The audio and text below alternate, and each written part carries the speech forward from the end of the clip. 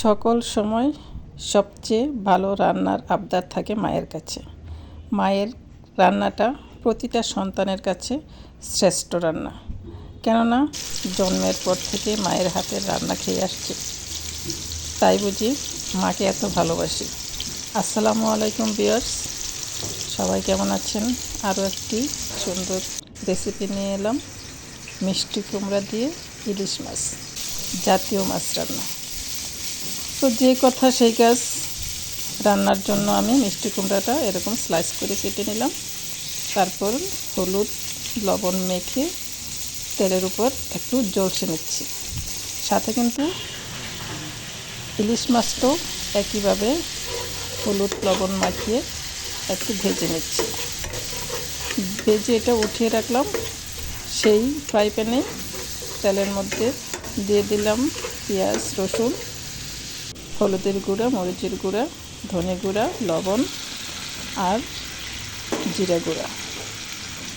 তা দিয়ে একটু ভালো করে কষিয়ে তারপরে সেই যে ভেজে রাখা বা জলসে নেওয়া মিষ্টি কুমড়াগুলো দিয়ে দিলাম। রান্নাটার রঙটা যেরকম সুন্দর, খেতেও কিন্তু বেশ হয়েছিল। ওই যে বললাম, মায়ের হাতের রান্না, মায়ের কাছ থেকে শেখাই রান্নাটা। আর সেই জন্য মনে হয় আমার সন্তানরাও এই রান্নাটা খেতে খুব ভালোবাসে। সন্তান যখন বলে, মা এই রান্নাটা একটু করো না, তখন মনটাই ভালো লাগে। তখন নিজের কাছে মনে হয় আমার সন্তান এটা খুব পছন্দ করে।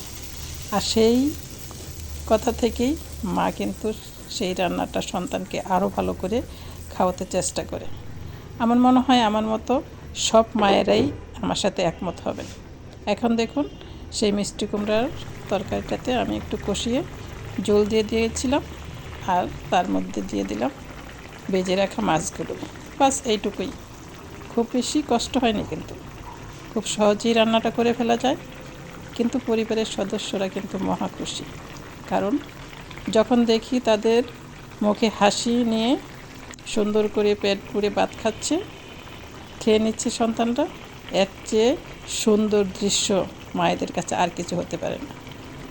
আমার মনে হয় জগতের সবচেয়ে সুন্দর দৃশ্য হচ্ছে সন্তান যখন মায়ের সামনে তৃপ্তি করে খেতে পারে।